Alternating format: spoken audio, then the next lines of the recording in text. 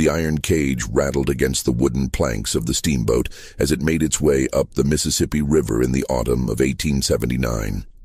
Inside, a massive silverback gorilla threw himself against the bars with such force that the entire vessel seemed to shudder. His roars echoed across the water, sending flocks of egrets scattering from the cypress trees lining the banks.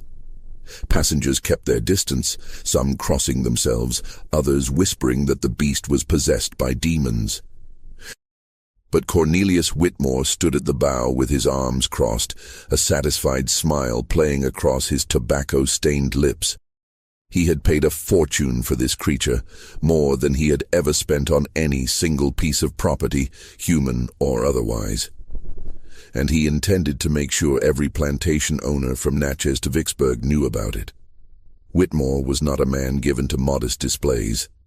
His plantation, Sweetwater Grove, sprawled across 3,000 acres of rich delta soil, worked by over 200 enslaved men, women, and children. He wore custom-tailored suits from New Orleans, drank French wine with his supper, and kept a stable of thoroughbred horses that were the envy of the county. But none of that was enough anymore. Every planter with money could buy silk and horseflesh. Whitmore wanted something that would set him apart, something that would cement his reputation as a man of vision and power. When he had heard about the exotic animal dealer in Charleston, who specialized in African specimens, an idea had taken root in his mind. He would bring the savagery of the Dark Continent itself to his plantation. He would show his neighbors, his competitors, and most importantly his enslaved workers, exactly what kind of force could be tamed and controlled by a man of true authority. Before we continue with this shocking story about the gorilla, don't forget to comment which city you're watching from and subscribe to the channel. Let's strengthen our community together. Thank you. And now back to the story. The gorilla had been captured in the dense forests of what European maps still called the Congo Free State, though there was nothing free about it for the people or animals who lived there. A Belgian trading company had commissioned hunters to bring back exotic specimens for European zoos and wealthy collectors. The silverback had been tracked for weeks. His troop gradually herded toward a clearing where nets and rifles waited. When the trap was sprung, 3 younger gorillas had been killed trying to defend him.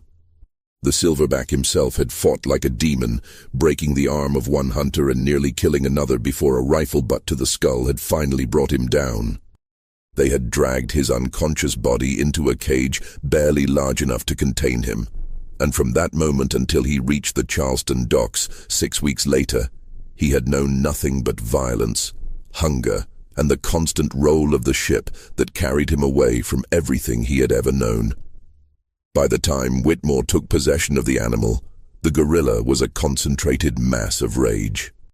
The dealers warned him that the beast was untamable, that even the most experienced animal handlers had refused to enter his cage. One man had tried and lost 3 fingers for his trouble. But Whitmore was not discouraged. In fact, the creature's ferocity only increased its value in his eyes. He wanted his enslaved workers to see something truly terrifying, something that would remind them that even the most powerful force of nature could be brought to heel by the right application of human will and ingenuity. And if the gorilla could not be tamed, well, there was always the option of having him shot and stuffed. Either way, Whitmore would get his spectacle. The steamboat docked at the Sweetwater Grove landing just after dawn on a Thursday morning in late October.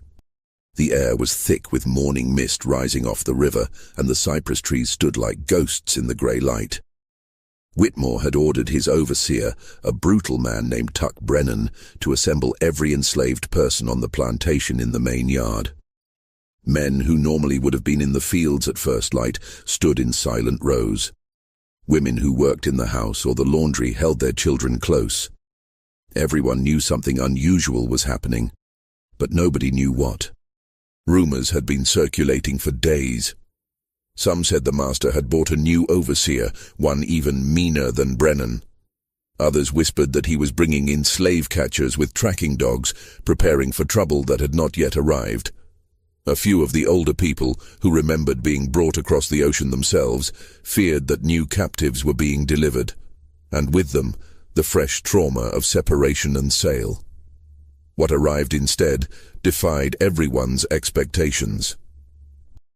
A massive wagon rolled into the yard, pulled by 6 draft horses straining against their harnesses. On the wagon bed sat the iron cage, covered with heavy canvas.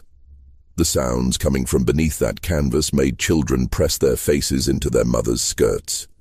Deep, guttural roars mixed with the metallic screech of claws or hands scraping against iron bars.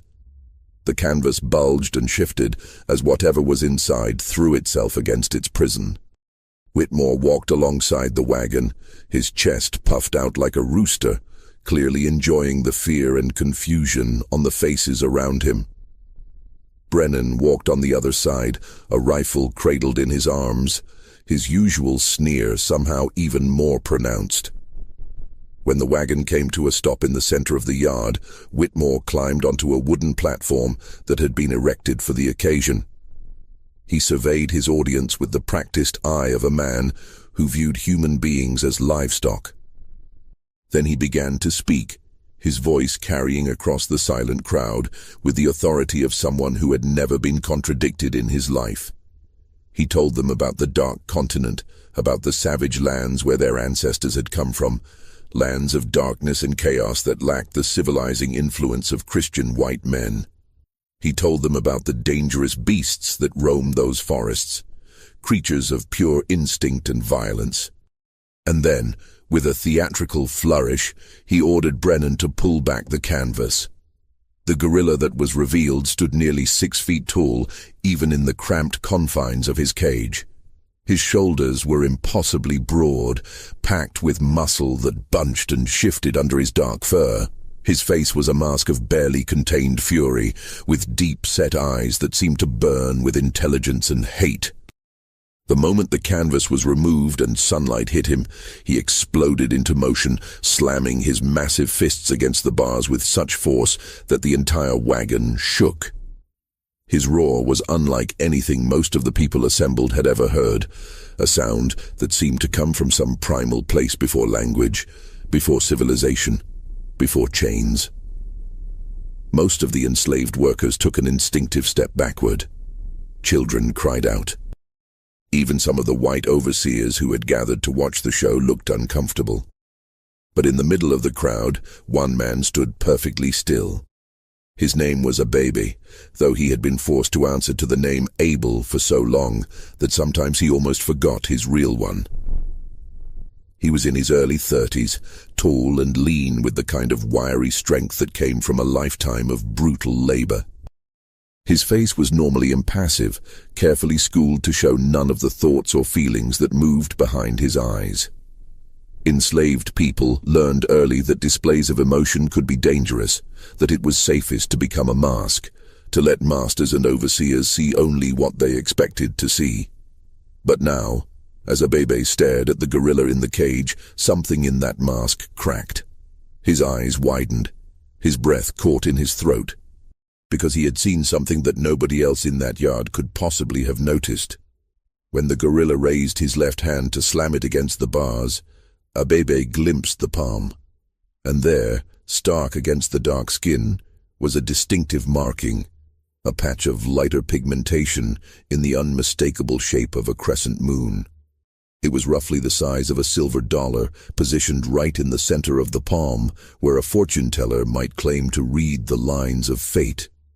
Abebe knew that mark. He had seen it before, years ago, in another life that felt like a dream or a story that had happened to someone else. He had been a child then, perhaps 8 or 9 years old, living in a village deep in the forests of what white men would later tell him was the Gold Coast. His father had been a skilled hunter and tracker, respected in their community for his knowledge of the forest and its inhabitants. Abebe had often accompanied his father on expeditions, learning to read signs in the undergrowth, to move silently through the trees, to understand the language of birds and the warnings carried on the wind. On one of these journeys, they had encountered a troop of gorillas. His father had taught him to keep his distance, to show respect for these powerful creatures who were cousins to humans in ways that Europeans would not understand or acknowledge for many years to come. But there had been one young gorilla, barely more than an infant, who had been separated from his troop. Perhaps he had wandered too far while playing, or perhaps some predator had scattered the group. The young gorilla had been frightened and alone, making distressed calls that his father had recognized immediately. Rather than simply leaving the creature to find his own way back, Abebe's father had decided they would help him.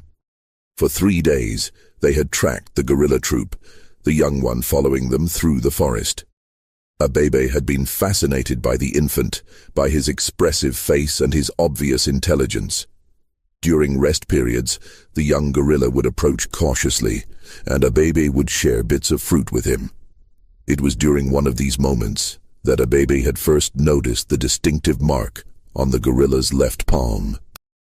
He had pointed it out to his father, who had nodded thoughtfully and said that this was a sign, that the mark meant this gorilla had a special destiny, that their paths had crossed for a reason. When they finally located the troop, and the young gorilla was reunited with what was presumably his mother, Abebe had felt both happy and sad. He had grown attached to the creature in their short time together. As they walked away, leaving the gorillas to their forest life, Abebe had looked back one last time. The young gorilla had been watching him too, and Abebe could have sworn he saw recognition in those dark eyes, an acknowledgement of the bond they had formed. That had been more than 2 decades ago. Not long after that journey, Abebe's village had been attacked by slavers, African collaborators working for European traders who prowled the coast. He remembered fire and screaming, remembered his mother pushing him and his sister toward the forest, telling them to run. He remembered turning back to see his father fighting 3 men, remembered the sound of the club that struck his father down. He and his sister had run, but not far enough. They had been caught, bound, and marched to the coast along with dozens of others from their village and neighboring communities. The middle passage that followed had been a nightmare that Abebe's mind had tried to protect him from by blurring the details. He remembered darkness, the stench of human waste and death, the constant sound of crying and praying. He remembered his sister's hand in his, and then he remembered her hand going limp, and then he remembered her being taken away. He had learned later, though nobody told him directly, that she had died in the hold of that ship, one of countless thousands who would never see land again. When Abebe had finally been dragged up onto the deck and into the sunlight of a Charleston auction block, he had been 11 years old, alone, and so traumatized that he had not spoken for months. The man who bought him that day had been Cornelius Whitmore's father. Abebe had spent his entire adult life on this plantation, had survived fevers and beatings and the casual cruelty that was woven into every aspect of enslaved life. He had learned English, had learned to hide his thoughts, had learned to survive. He had even formed cautious friendships with others in the quarters, people who shared his condition if not his specific history. But he had never forgotten who he had been before. Never forgotten his real name, never forgotten the forest and the village and the young gorilla with the crescent moon mark on his palm. And now, impossibly, that same gorilla stood before him in an iron cage in the Mississippi Delta. Abebe knew it was impossible. He knew that even if the gorilla had survived to adulthood, even if he had been captured rather than killed, the chances of him ending up on this specific plantation were so astronomical as to be meaningless. And yet Abebe also knew what he had seen. That mark was too distinctive to be coincidence. This was the same gorilla, fully grown now, transformed into the massive silverback that raged against his bars. The young, frightened infant who had followed them through the forest had become this magnificent and terrifying creature. And like Abebe himself, he had been ripped from his home, transported across an ocean, and imprisoned in a strange land. The gorilla's roaring gradually subsided into a series of deep, rumbling vocalizations. And then, perhaps drawn by Abebe's unwavering stare, the gorilla turned his head. Their eyes met across the dusty yard. For a moment, everything else seemed to fall away. The crowd of enslaved workers, the leering overseers, even Whitmore on his platform, all became background noise. Abebe and the gorilla simply looked at each other, and something passed between them, a recognition that went beyond rational explanation. The gorilla's posture changed. The aggressive tension in his massive shoulders relaxed slightly. He stopped rattling the bars. Instead, he moved to the front of the cage, lowered himself into a sitting position, and continued to stare at Abebe. His expression, insofar as a gorilla's face could be read by human observers, shifted from pure rage to something more complex. Confusion, perhaps. Or memory. His left hand came up slowly, almost as if he was examining his own palm, looking at the crescent mark that had identified him since birth. Around them, people began to notice the strange interaction.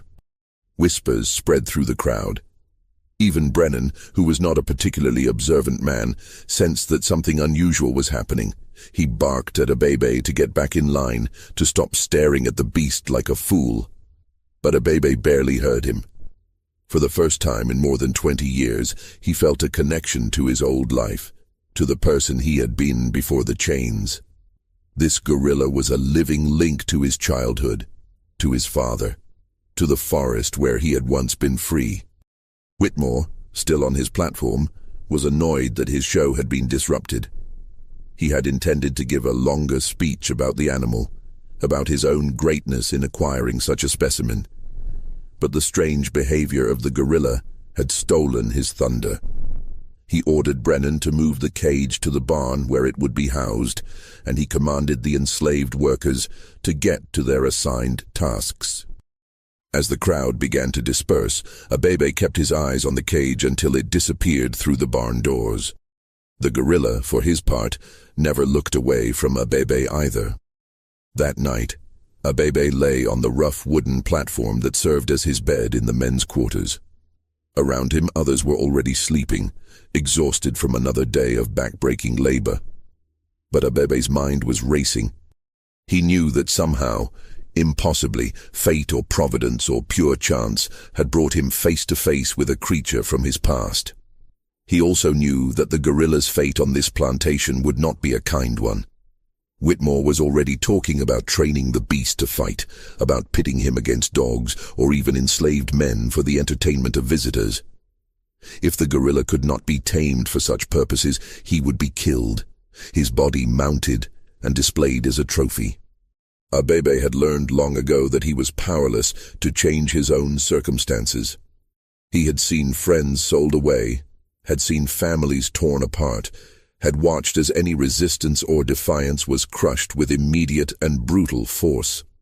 The system of enslavement was designed to break spirits as thoroughly as it broke bodies. But something about seeing that gorilla, about recognizing in him a fellow survivor of the same catastrophe that had destroyed Abebe's life, kindled something in his chest that he had thought was long dead. It was not quite hope. Not yet. But it was something adjacent to hope, something that felt dangerous and necessary at the same time. Over the following days, Abebe found excuses to work near the barn where the gorilla was kept. The massive silverback had been moved to a specially reinforced stall, still caged, but now with slightly more room to move. Whitmore had brought in a supposed animal trainer from New Orleans, a con man who claimed to have worked with exotic beasts in traveling shows. The man lasted 2 days before admitting that the gorilla was beyond his abilities. The creature would not eat, would barely drink, and launched himself at anyone who approached with such ferocity that even the bravest men kept their distance. But Abebe noticed something that the white men did not. Whenever he walked past the barn, whenever he was close enough for the gorilla to see or scent him, the animal would calm slightly. The constant roaring would subside into softer vocalizations. The aggressive displays would pause. It was not taming exactly, but it was a response, a recognition of some kind. Abebe began to deliberately linger near the barn, ostensibly checking on equipment or moving supplies, but really just maintaining that strange connection. One evening, after most of the overseers had retired for the night and only a single guard remained posted at a distance, Abebe slipped into the barn. His heart hammered in his chest. If he was caught here, especially alone with the gorilla, the punishment would be severe. But he needed to know if what he suspected was true, if the recognition he had seen in the gorilla's eyes was real, or just his own desperate imagination. The barn was dim, lit only by moonlight filtering through gaps in the boards. The gorilla's stall was at the far end, and Abebe could hear him moving restlessly in the darkness. As Abebe approached, the sound stopped. He moved slowly, carefully, until he was standing just outside the reinforced bars of the cage. The gorilla sat in the shadows, watching him with eyes that gleamed in the faint light. For a long moment, neither of them moved. Then, slowly, the gorilla extended his left arm through the bars, palm up, the crescent mark clearly visible even in the darkness. Abebe felt tears prick his eyes, the first tears he had allowed himself to shed in years. He reached out and placed his own hand near the gorilla's palm, not quite touching but close enough to feel the warmth radiating from the massive creature. The gorilla made a sound, not a roar but something softer, almost questioning. Abebe began to speak in his native language, words he had not used aloud since childhood, words that felt strange and familiar on his tongue. He did not know if the gorilla could understand human speech, if he could possibly remember the language of the forest where they had both been born. But Abebe spoke anyway, telling the gorilla who he was, reminding him of the days they had spent together, acknowledging their shared loss. Whether the gorilla understood the words or simply responded to Abebe's tone, something shifted in that moment. The massive creature's body language changed from aggressive wariness to something that almost resembled trust. He withdrew his arm slowly, then moved to the corner of his cage where a bucket of water stood untouched. He drank, something he had barely done since his arrival. Then he reached for the food that had been left for him, stale bread and withered vegetables, and began to eat. It was a small thing, but in the context of his previous complete refusal, it was significant. Abebe stayed in the barn for perhaps 20 minutes, speaking softly, maintaining the connection. When he finally left, he felt something stirring in him that he barely recognized after so many years of forced numbness. It was the beginning of an idea, wild and dangerous and probably suicidal. But once it took root, he could not shake it loose. He began to think about escape. Escape was something that enslaved people thought about constantly and attempted rarely. The odds against success were overwhelming. The plantation was surrounded by hostile territory, with patrollers constantly on the lookout for runaways. Dogs were trained specifically to track human scent. Rivers and swamps presented natural barriers that killed as many fugitives as the bullets of slave catchers. Even if someone managed to travel the hundreds of miles to northern states, the Fugitive Slave Act meant they could be captured and returned at any time. Real freedom meant reaching Canada, which might as well have been on the moon for most enslaved people in the Deep South. And yet people tried. Every year, a few brave or desperate souls would take their chances in the darkness, would risk everything for even the possibility of freedom. Most were caught within days, some were never heard from again, presumed dead in the swamps or the river. A very few managed to disappear, their fate unknown but their absence a constant reminder that escape was at least theoretically possible. Abebe had never seriously considered attempting it himself. He had no family left, no particular destination in mind, and he understood the mathematics of survival too well to throw his life away on a gesture. But now, there was the gorilla. Abebe knew that the animal's life on this plantation would be short and brutal. He also knew that in some fundamental way, he and this creature were bound together. linked by shared trauma and a history that predated their current imprisonment. If he was going to attempt something as insane as escape, this was the moment, before he had time to think better of it, before his courage failed. The plan that formed in Abebe's mind over the following weeks was less a coherent strategy than a series of desperate gambles strung together. The first and most crucial element was freeing the gorilla from his cage. Abebe had observed the lock mechanism carefully during his visits to the barn. It was sturdy but not complex, designed more to contain an animal than to resist deliberate tampering. The key hung on a hook near Brennan's office, and Abebe knew there were brief windows of time when the office was empty. The risk was enormous, but Abebe had reached a point where risk felt less terrifying than the alternative of slow death by degrees. He also knew that simply freeing the gorilla was not enough. The animal might run, but he would be shot or captured within hours. No, if this was going to work at all, they would need to travel together, would need to use the gorilla's strength and Abebe's knowledge to navigate the hostile landscape between the plantation and any hope of real freedom. Abebe's ultimate goal was audacious to the point of madness. He wanted to return to Africa, not just to flee north, but to actually cross the ocean again, to bring himself and the gorilla back to the land they had both been stolen from. He knew it was insane. He had no money, no connections, no realistic way to book passage on a ship, even if he somehow made it to a port city. But the idea had taken hold with such force that rationality seemed beside the point. This was not about logic or probability. This was about refusing to accept that the violence that had been done to him and to the gorilla was final, was permanent, was something that could never be challenged or undone. Even if the attempt killed him, even if it was doomed from the start, Abebe felt compelled to try. He began making careful preparations. He hoarded small amounts of food from his rations, hiding dried corn and strips of salted meat in a sack he kept buried near the quarters. He stole a knife from the plantation smithy, a simple but sharp blade that could serve as both tool and weapon. He listened carefully to conversations among the enslaved workers, particularly those who had worked in the fields near the property boundaries, gathering information about patrol routes and the locations of the most dangerous obstacles.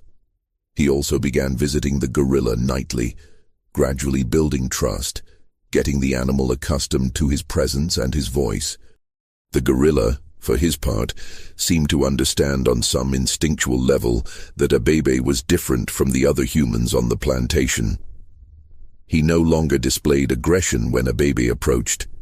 He would sit calmly, watching Abebe with those intelligent eyes, occasionally making soft vocalizations that sounded almost conversational. Abebe began leaving small gifts, handfuls of wild berries he foraged at the edges of the fields, or pieces of sugarcane he managed to pilfer. The gorilla would accept these offerings gently, with a delicacy that seemed at odds with his massive size and obvious power. Abebe chose a night in early December for the escape. The weather was growing colder, which meant fewer people would be out after dark, fewer chance encounters that could expose them. The moon was in its dark phase, which would make travel harder but also make them less visible to pursuers. Most importantly, Whitmore was hosting a gathering of neighboring planters that night, which meant extra distractions, extra drinking, and guards whose attention would be focused on the main house rather than the barn or the quarters. As night fell and the sounds of the party drifted across the plantation grounds, Abebe made his final preparations. He told no one what he was planning, not because he distrusted his fellow enslaved workers, but because he did not want to put them at risk. If anyone else knew about the escape and failed to report it, they would be punished as severely as if they had participated. This had to be Abebe's burden alone. He retrieved his hidden supplies, strapped the knife to his waist, and waited for the right moment. Around midnight, when the party was at its peak and even the guards had been drinking, Abebe slipped out of the quarters. His heart pounded so hard he was certain it could be heard, but the night remained quiet, except for distant laughter from the main house. He moved like a shadow toward Brennan's office, using the techniques his father had taught him decades ago, placing each foot carefully, controlling his breathing, becoming part of the darkness. The office was unlocked, which was both a relief and a terror. If Brennan had locked it, Abebe might have taken it as a sign to abandon the whole plan. But the open door seemed to pull him forward. The key hung where it always did. Abebe's hand trembled as he reached for it, expecting at any moment to hear a shout, to feel a hand grab his shoulder, to have the whole desperate plan collapse before it even began. But the moment passed. He palmed the key, left the office, and moved toward the barn. Every step felt like walking through deep water, time stretching and contracting strangely. He was certain he would be caught, and yet somehow he continued forward, reaching the barn door, slipping inside, closing it behind him. The gorilla was awake, standing at the front of his cage as if he had been expecting Abebe. In the darkness, his eyes reflected what little light penetrated the barn, giving him an almost supernatural appearance. Abebe approached the cage, speaking softly in the language of his childhood, telling the gorilla what he was about to do, asking for trust and cooperation. He inserted the key into the lock. It turned with a click that sounded impossibly loud in the quiet barn. The door swung open. For a moment, nothing happened. The gorilla stared at the open cage door, as if unable to comprehend that the barrier was no longer there. Then, slowly, he stepped forward. He was enormous, even larger than Abebe had fully appreciated, while the creature was confined. Standing at full height, the gorilla was easily 7 feet tall, with shoulders that seemed wider than a doorframe. He moved past Abebe and into the open space of the barn, turning in a slow circle, processing his new freedom. Abebe held his breath, knowing that the next few seconds would determine everything. If the gorilla ran, if he panicked, if he made noise that attracted attention, the escape would be over before it started. But the gorilla did not run. Instead, he turned back to Abebe and made a soft, huffing sound, almost like a question. Abebe gestured toward the barn door, then toward the darkness beyond. The gorilla tilted his head, considering, then nodded, an unmistakably human gesture that sent a shiver down Abebe's spine. Whatever connection they had formed, it was strong enough to hold even now. They left the barn together, moving into the night. Abebe led the way, heading not toward the main road, but toward the back fields and the woods beyond. He knew that their absence would be discovered eventually, probably by morning, and that pursuit would be immediate and ruthless. But he also knew the land, knew the places where the swamp grew too thick for dogs to follow easily, knew the old hunting paths that might hide their passage. The gorilla moved with surprising quiet for such a massive creature, following Abebe's lead, stopping when Abebe stopped, waiting when Abebe paused to listen for sounds of danger. They reached the tree line as the first light of false dawn began to gray the eastern sky. Behind them, from the direction of the plantation, came the sound that Abebe had been dreading.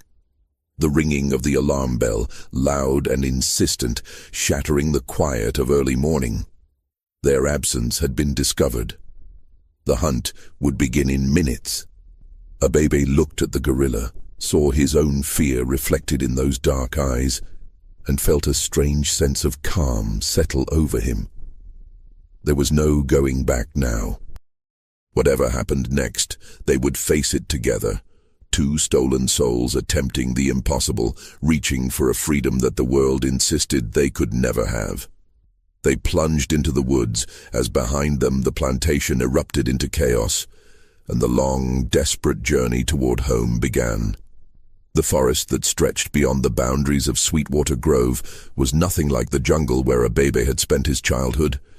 These were the bottomlands of the Mississippi Delta, where cypress and tupelo trees rose from standing water, their roots creating twisted mazes that could trap the unwary. Spanish moss hung from every branch like gray beards, and the air was thick with moisture and the smell of decay. In summer, these swamps were unbearably hot and infested with mosquitoes. But in December, they were merely cold and miserable, the water low enough to wade through but still deep enough to slow travel and leave clear tracks in the mud. Abebe had spent years working these fields, had occasionally been sent to hunt or gather wood from the forest edges, and had absorbed more knowledge of the local terrain than his overseers realized. He knew that there were islands of higher ground scattered through the swamp, places where the water did not reach and where they might rest without leaving obvious signs of their passage. He also knew that the deeper they went into the swamp, the less likely the slave catchers would follow quickly. These men were brave enough when they had dogs and guns and numbers on their side, but even they thought twice about spending days in cold water with snakes and alligators. The gorilla followed Abebe without hesitation, his massive frame moving through the water with a grace that seemed impossible for something so large. Occasionally, he would pause to examine something, a particular tree or plant, as if checking to see whether anything in this strange landscape matched his own distant memories of forests. Abebe could only imagine what must be going through the animal's mind, whether he understood where they were going, or if he was simply following out of trust. Either way, his presence was both a comfort and a complication. On one hand, the gorilla's strength could prove invaluable if they encountered dangers. On the other hand, he was impossible to hide, a creature so distinctive that anyone who saw them would remember and report their direction. They traveled through that first day without stopping, driven by the knowledge that Brennan and his men would be organizing a pursuit.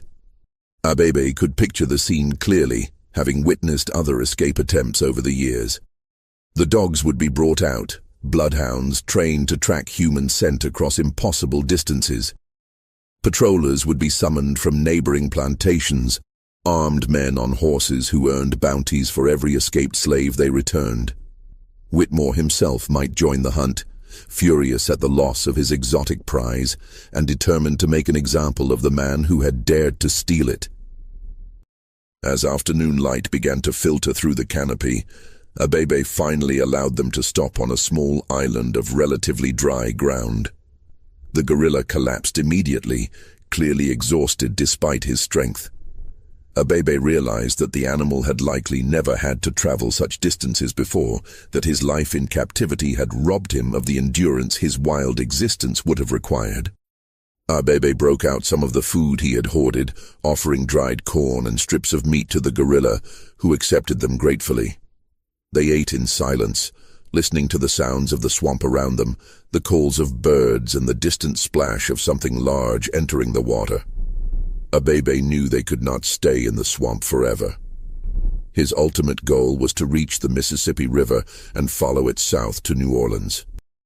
It was a journey of more than 100 miles through hostile territory, but New Orleans offered possibilities that nowhere else did. It was a port city, diverse and chaotic, where a black man might potentially move with slightly more freedom than in the rural plantation districts. More importantly, it was where ships came and went, including ships that crossed the Atlantic. Abebe had no clear plan for how he would get himself and a gorilla aboard such a vessel, but he knew that any chance of returning to Africa had to start there. The immediate problem was covering ground without being caught. Abebe estimated they had traveled perhaps 10 miles from the plantation, which meant they were still well within the radius that Brennan's hunting parties would search. They needed to move faster, but the swamp was deliberately slowing their progress. Abebe made a decision that he knew was risky but necessary. They would leave the swamp and travel overland, moving at night and hiding during the day. It would be more dangerous in terms of exposure, but it would allow them to cover more distance. That night, they emerged from the swamp and began following a rough path that paralleled a rarely used road. The gorilla seemed to understand the need for silence and caution, moving with careful deliberation, pausing whenever Abebe signaled danger. The December night was cold, and both of them were soaked from wading through the swamp, but they could not risk a fire. Instead, they pressed forward, mile after difficult mile, guided by the stars that Abebe had learned to read during the Middle Passage, the same stars that had guided slaves and fugitives since time immemorial. Over the following days, they fell into a rhythm. They would travel from dusk until just before dawn, then find a hidden place to rest, usually deep in the woods, away from roads or paths. Abebe would scout ahead while the guerrilla rested, looking for signs of pursuit or potential dangers. They saw other people occasionally, enslaved workers in the fields or travelers on the road, but they always managed to hide or change direction before being spotted. The guerrilla proved remarkably adaptable, seeming to understand that their survival depended on remaining unseen. Food became a growing concern. Abebe's supplies ran out after the third day, and foraging in December was difficult. They found wild persimmons and nuts, dug up roots that Abebe remembered being edible, and once managed to catch fish from a stream, the guerrilla's quick reflexes proving useful for snatching them from the water. It was not enough to fully satisfy their hunger, but it kept them moving. The guerrilla lost weight rapidly, his powerful body burning through reserves as they traveled. Abebe worried that the animal might become too weak to continue. But the guerrilla never complained, never refused to move forward. His determination matched Abebe's own. On the seventh night, they had their first serious encounter with danger. They were moving along a back road when they heard horses approaching. There was no time to hide properly, no convenient forest nearby to disappear into. Abebe quickly led the guerrilla into a drainage ditch beside the road, and they pressed themselves as flat as they could against the muddy bottom, hoping that the darkness would hide them. The riders passed within yards of their position, patrollers by the sound of their conversation, discussing the escaped slave and the missing guerrilla that the whole county was now talking about. Abebe held his breath, willing his heart to beat quieter, feeling the guerrilla's massive body tense beside him. But the riders continued on without pausing, and after several agonizing minutes, the sound of hooves faded into the distance. They lay in that ditch for another hour, making sure the coast was clear, before finally emerging covered in mud and shaking from cold and fear. The guerrilla made a soft sound that Abebe interpreted as distress, and he reached out to touch the animal's arm, trying to offer comfort. They were both exhausted, both pushed beyond their limits, but they had no choice except to keep moving. Around the 10th day, Abebe began to recognize landmarks that suggested they were getting close to the Mississippi River. The land was flatter here, the soil darker and richer. They passed through the edges of large plantations, staying well clear of the main buildings, but occasionally stealing food from storage sheds or smokehouses. It was dangerous, but necessary.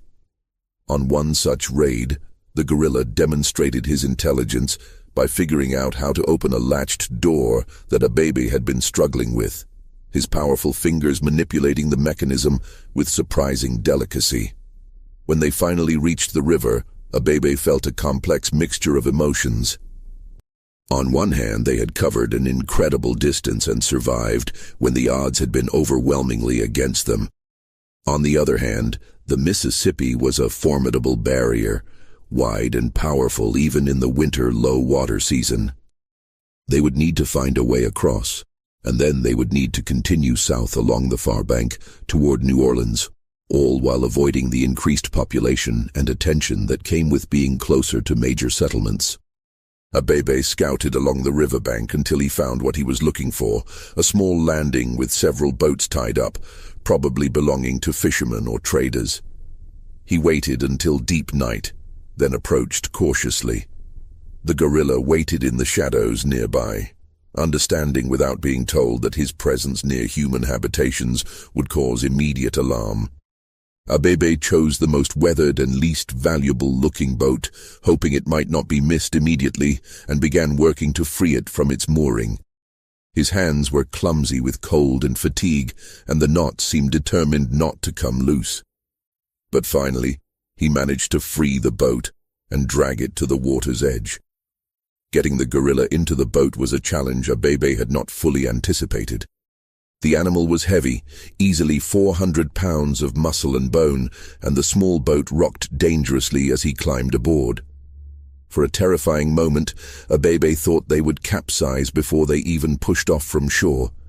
But the gorilla seemed to understand the problem and distributed his weight carefully, settling into the bottom of the boat with impressive stability. Abebe pushed off and began rowing, fighting against the current, aiming for a point downstream on the opposite bank. The crossing took hours, Abebe's muscles screaming with effort as he fought to keep them moving in the right direction. The current was stronger than he had expected, and several times he thought they would be swept downriver into areas where they would surely be spotted. But gradually, painfully, they made progress. The gorilla sat perfectly still throughout the ordeal, his eyes fixed on Abebe, his expression unreadable but somehow communicating trust. When they finally reached the western bank and dragged the boat ashore, Abebe collapsed for several minutes, his arms useless, his lungs burning. The gorilla waited patiently, then gently touched Abebe's shoulder, as if to remind him that they could not rest for long. They abandoned the boat and pushed into the forest on the western side of the river. Abebe knew that they were now in Louisiana proper, that New Orleans lay somewhere to the south, perhaps 50 miles away, perhaps more. He had no map, no clear sense of the route, only a general direction and a stubborn refusal to give up. They continued their pattern of night travel and day rest, working their way through a landscape of plantations and small settlements, always moving, always hiding, always one step ahead of discovery. The journey took another 2 weeks. Along the way, they encountered dangers and small miracles in equal measure. They narrowly avoided a group of slave catchers who had set up camp along one of the roads they needed to cross. They were forced to wade through another swamp when their planned route proved too exposed. The gorilla developed a fever, forcing them to stop for 2 full days while Abebe tended to him with what limited medicinal knowledge he possessed, using bark and roots to make a tea that seemed to help. There were moments when Abebe was certain they would be caught, moments when he was sure the gorilla would die, moments when his own strength failed and he wanted nothing more than to lie down and stop fighting. But somehow, they kept going. And then, on a cold January morning, they saw it. From a hill overlooking the lowlands, they caught their first glimpse of New Orleans in the distance. A sprawl of buildings and church spires rising from the flat landscape. Smoke from thousands of chimneys creating a haze above the city. Ships crowded the waterfront, their masts like a forest of dead trees. It was the largest settlement Abebe had seen since Charleston, and it represented both hope and danger in equal measure. They had reached the first major milestone of their impossible journey. Now came the even more difficult task of finding a way across the ocean. Abebe and the gorilla did not enter New Orleans directly. Instead, they made camp in the woods several miles outside the city, close enough to observe, but far enough to avoid casual discovery. Abebe needed time to think, to plan, to figure out how to accomplish what still seemed like an impossible goal. He knew that the city would be full of slave catchers, patrollers, and bounty hunters. He also knew that as a black man without papers, he would be assumed to be a slave and subject to immediate arrest if he could not prove his free status. And the gorilla, well, the gorilla was even more problematic. There was no way to bring such a creature into the city without attracting immediate and overwhelming attention. For several days, Abebe scouted the approaches to New Orleans, observing the patterns of life on the outskirts. He watched enslaved workers coming and going from nearby plantations, traders moving goods along the roads, sailors on shore leave staggering back toward the docks. He began to form the outline of a plan, desperate and risky like everything else they had done, but at least possible in theory. New Orleans in 1880 was a complex place racially and culturally.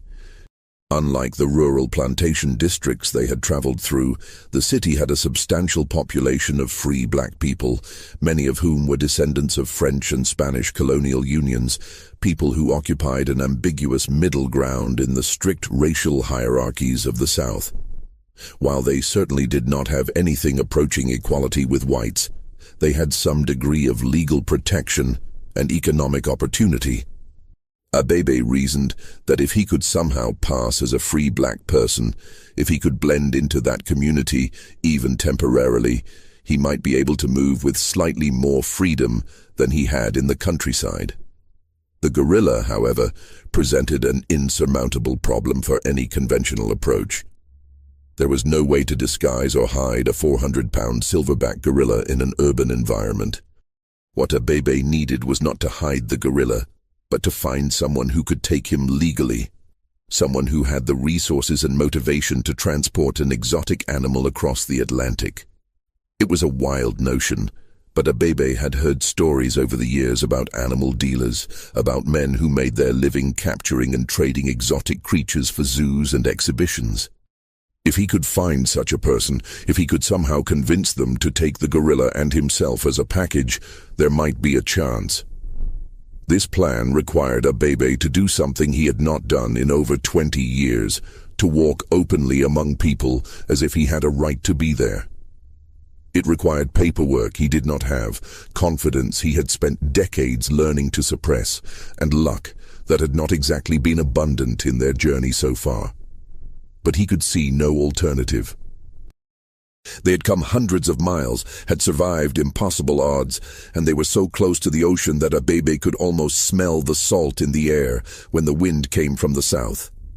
He would not turn back now. Abebe spent an afternoon stealing clothes from a washing line on the outskirts of the city, replacing his tattered plantation rags with garments that, while worn, at least looked like they belonged to a free person rather than a slave. He used water from a stream to wash as much of the accumulated dirt and sweat from his skin as possible. He practiced speaking in the way he had heard free black men speak in the city markets he had visited decades ago, when his master's father had brought him along on trading trips, trying to recall the subtle differences in tone and posture that marked the distinction between enslaved and free, in a world obsessed with such markers. Then, on a morning in late January, he left the gorilla hidden in their camp with strict instructions to stay quiet and hidden, and he walked into New Orleans alone for the first time. His heart hammered with every step. He expected to be stopped, questioned, arrested at any moment. But as he merged with the flow of people on the outskirts of the city, as he kept his eyes down but his posture confident, something remarkable happened. Nobody stopped him. Nobody questioned his presence. In the chaos and diversity of New Orleans, one more black man moving through the streets was not worth a second glance. Abebe made his way toward the docks, drawn by the forest of masts and the smell of tar and salt water.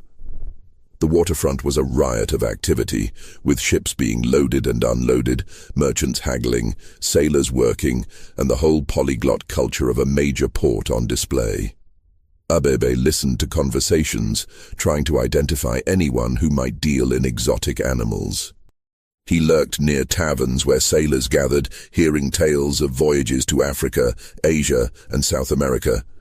And slowly, through careful observation and a few cautiously asked questions, he began to hear about a particular ship and a particular man. The ship was called the Mariposa, and she was a merchant vessel that ran regular routes between New Orleans, Cuba, and the African coast, trading in goods that Abebe suspected included some that were not entirely legal. The man was her captain, a Dutchman named Van Horn, who had a reputation for being willing to transport unusual cargo for the right price. People spoke of him with a mixture of respect and wariness, suggesting that he was competent but not necessarily scrupulous. To Abebe, this sounded like exactly the kind of person who might be convinced to help, assuming Abebe had anything to offer in exchange. The problem, of course, was that Abebe had nothing. No money, no valuable goods, nothing but his own labor and a stolen gorilla. But as he walked the docks, observing the mariposa where she lay at anchor. An idea began to form. Van Horn dealt in exotic goods. A live gorilla, properly presented, might be exactly the kind of unique commodity that would interest him. Especially if Abebe could convince him that the gorilla was already tame, already manageable, already a valuable asset, rather than a dangerous liability. It took Abebe 3 more trips into the city before he worked up the courage to approach the Mariposa's crew. He timed his arrival for early evening, when men had been drinking but were not yet fully drunk, when guards might be slightly less vigilant. He found a sailor from the Mariposa in a dockside tavern, and with a boldness born of desperation, struck up a conversation. He claimed to be a free black man who worked as an animal handler, who had in his possession a remarkable gorilla that he was looking to sell or trade for passage. The sailor was skeptical, but intrigued enough to mention the conversation to others. Word filtered up the chain, and within 2 days, Abebe received a message to meet with someone from the ship. The meeting took place on the Mariposa itself. Abebe was led aboard by a suspicious first mate who frisked him for weapons and made clear that any trouble would result in his immediate and violent ejection. Captain Van Horn was a weathered man in his 50s, with the deeply tanned skin of someone who had spent his life under the sun and the calculating eyes of a successful merchant. He listened to Abebe's story with obvious skepticism, asking pointed questions about how a black man came to possess a gorilla, why he was so eager to reach Africa, and what made him think Van Horn would be interested in any of this. Abebe had prepared for these questions.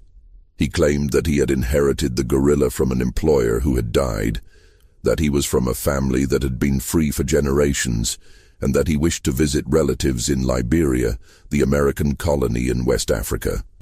These lies came easily now, born of necessity and practiced during his solo trips into the city. He described the gorilla in glowing terms, emphasizing its size and health, claiming it was tame and could be handled safely. He offered the animal to Van Horn in exchange for passage, arguing that a live gorilla would fetch an enormous price in European markets, far more than the cost of 2 more mouths on a ship heading to Africa anyway. Van Horn was not a stupid man, and Abebe could tell he suspected at least some parts of the story were fabrications. But he was also a practical businessman who recognized an opportunity. Exotic animals were indeed valuable, and a live gorilla, if it was as impressive as Abebe claimed, could potentially be sold for a substantial sum. After a long silence, during which Abebe was certain he would be rejected or arrested, Van Horn made a counteroffer. He would examine the gorilla. If the animal was as described and could be safely transported, he would provide passage for both Abebe and the gorilla to the African coast. In exchange, he would own the gorilla upon arrival and would sell it for his own profit. Abebe would be free to disembark in Africa and make his own way from there. It was not ideal. Abebe had hoped to bring the gorilla home to the forests, to release him to the life he had been stolen from. But he was pragmatic enough to recognize that this offer was better than any alternative he was likely to find. He agreed to Van Horn's terms, and they set a date 3 days hence for the captain to examine the merchandise. Getting the gorilla from their hidden camp to the arranged meeting point outside the city was one of the most nerve-wracking experiences of Abebe's life. They had to travel in full daylight along roads where they might be seen, to a location that Abebe had never visited before. The gorilla seemed to sense the importance of the moment and moved with careful silence, but his size made concealment impossible. Every moment, Abebe expected to hear shouts, to see armed men appear, to have their desperate gambit collapse. But somehow, they made it to the meeting point, an abandoned warehouse near the water where Van Horn had arranged to inspect the gorilla away from curious eyes. When the captain arrived with 2 of his crew, Abebe saw the mixture of astonishment and calculation on their faces as they took in the massive silverback. The gorilla, for his part, regarded these new humans with wary suspicion, but did not display aggression, especially with Abebe standing beside him. Van Horn circled the animal slowly, keeping a respectful distance, examining him with the eye of someone evaluating valuable merchandise. After several minutes of tense silence, Van Horn nodded slowly. He asked Abebe several questions about the gorilla's temperament, his feeding habits, whether he had ever attacked anyone. Abebe lied smoothly, claiming the animal was docile and accustomed to human handling, leaving out the parts about cages and rage and the desperate escape that had brought them here. Van Horn seemed satisfied, or at least satisfied enough. He confirmed that the Mariposa would sail in 1 week, that Abebe and the gorilla should be at the docks on the specified day, and that once they were aboard, the deal would be binding. That week was simultaneously the longest and shortest of Abebe's life. They remained hidden in their camp, venturing out only briefly for food and water. Abebe worried constantly that something would go wrong, that slave catchers would discover them at the last moment, that Van Horn would change his mind, that the ship would sail without them. The gorilla seemed to pick up on his anxiety, becoming more restless and harder to keep calm. But Abebe talked to him constantly in the language of their shared homeland, telling him that they were going home, that the nightmare was almost over. On the appointed day, they made their way to the docks in the pre-dawn darkness. Abebe wore his stolen freeman clothes, and the gorilla walked beside him like a strange shadow in the dim light. They attracted stares from the few people who were out at that hour, but they moved quickly and reached the Mariposa without incident. Van Horn was waiting, and he wasted no time. The gorilla was led below deck into a specially prepared hold, one that was larger and better ventilated than the cages he had endured before, but still unmistakably a prison. Abebe wanted to protest, wanted to insist that the animal be treated better, but he swallowed his objections. They were so close now. Any complications could ruin everything. Abebe himself was assigned a space near the gorilla, ostensibly so he could care for the animal during the voyage. It was not comfortable, and it was clear that the crew regarded him with suspicion and hostility, but it was passage. As dawn broke and the Mariposa raised her sails, as the city of New Orleans began to shrink behind them, and the open water of the Gulf of Mexico stretched ahead, Abebe felt something he had not felt in over 20 years.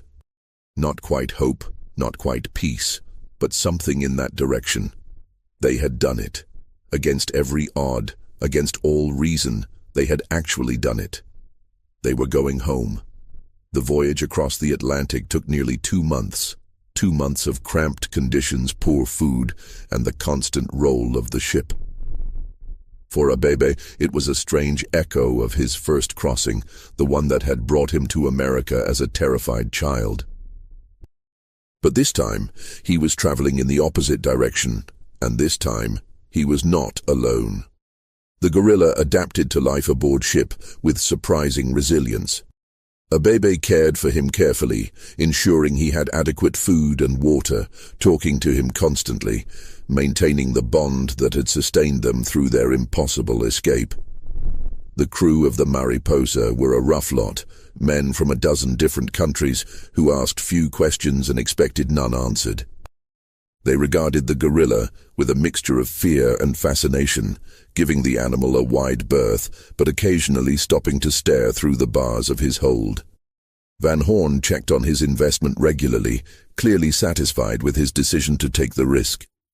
He spoke to Abebe occasionally, asking questions about Africa, about Abebe's supposed relatives in Liberia, questions that Abebe answered with carefully maintained lies.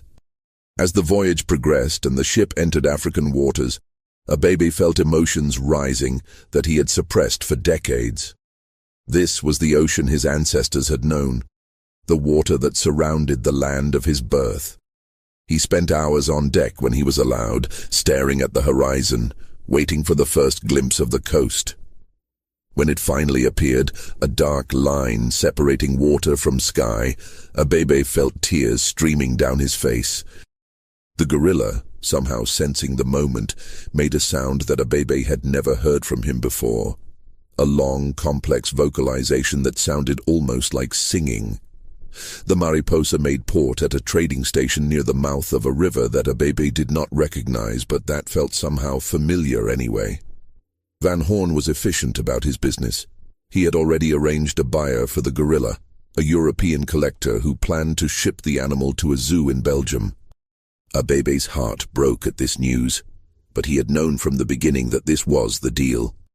He had secured their passage, but he had not secured their freedom. Not really. On the night before the gorilla was to be transferred to his new owner, Abebe visited him one last time in the hold. The ship was quiet, most of the crew ashore drinking in the local establishments.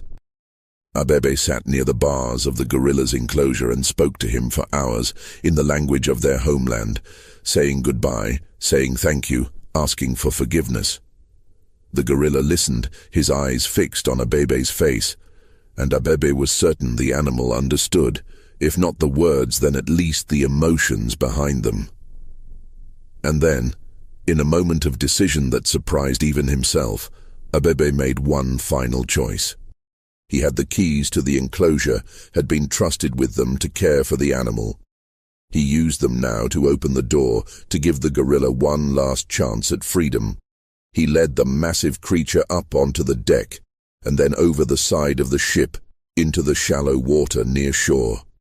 The gorilla stood in the water, looking back at Abebe, his expression questioning. Abebe pointed toward the forest that was visible in the darkness, the trees that called to something deep in both their souls. He urged the gorilla to run, to disappear, to take the freedom that Abebe was offering, even if it meant breaking his deal with Van Horn. For a long moment, the gorilla did not move. Then, slowly, he waded to shore. He paused at the edge of the forest, turned back one last time to look at Abebe, and raised his left hand in what might have been a wave or a gesture of farewell. Abebe saw the crescent mark on his palm, pale against the dark skin. The same mark he had first noticed a quarter-century ago when they were both young, and the world had not yet stolen them. Then the gorilla turned and disappeared into the trees, moving with a speed and silence that suggested he remembered how to be wild, remembered what it meant to be free. Abebe stood on the deck of the Mariposa and watched the forest until dawn, knowing that Van Horn would be furious when he discovered the loss, knowing that he might face consequences for this betrayal. But he did not care. He had made a promise to himself during their escape, a promise that he would do everything in his power to restore what had been stolen, even if it cost him. The gorilla was home now, truly home, in a way that Abebe himself might never manage. It was enough. When Van Horn discovered the escape, his rage was as volcanic as Abebe had expected. He threatened Abebe with prison, with being sold back into slavery, with physical violence. But in the end, the practical captain recognized that pursuing the matter would be more trouble than it was worth. He threw Abebe off his ship with nothing but the clothes he wore, washing his hands of the entire affair. Abebe found himself standing on African soil for the first time in over 20 years, penniless and alone, but free in a way he had not been since childhood. He spent the following weeks working his way along the coast, hiring himself out for labor, slowly making his way back toward the region where he thought his village might have been. He knew the chances of finding it were slim, knew that even if he did, everyone he had known would likely be gone, dead or scattered. But he had to try. He had come too far, had sacrificed too much, not to make the attempt. What he found was both heartbreaking and hopeful. His village was gone, destroyed and abandoned decades ago. But there were other villages, other people who spoke languages he partially understood, who welcomed him as a returning son of Africa. He settled in one of these communities, working as a hunter and guide, using the skills his father had taught him, and that somehow, despite everything, he had not entirely forgotten. He never married, never had children, but he found a kind of peace in his final years. And sometimes in the early morning or late evening, he would walk to the edge of the forest and look into the shadows beneath the trees. He never saw the gorilla again, never found any trace of him. But occasionally he would hear something, a distant roar or call that sounded familiar, that sounded like home. And a baby would smile, knowing that somewhere in those forests, a gorilla with a crescent mark on his left palm lived free, a survivor who had returned from the impossible, a testament to the unbreakable will to be free that lived in the hearts of all stolen souls who refused to accept that their bondage was permanent. It was the ending of a journey that should never have happened, a reunion that defied every law of probability and fate. Two beings, torn from the same forests, stolen by the same evil, had found each other in the worst place imaginable and had together traveled the impossible distance home. Their story would never be recorded in any history book, would never be acknowledged by the men who had enslaved them both. But it happened nonetheless, a small victory in a world of overwhelming injustice, a reminder that even in the darkest times, the human spirit, and perhaps the spirit of all living things, could refuse to be broken, could find ways to resist, to survive, and ultimately, against all odds, to return.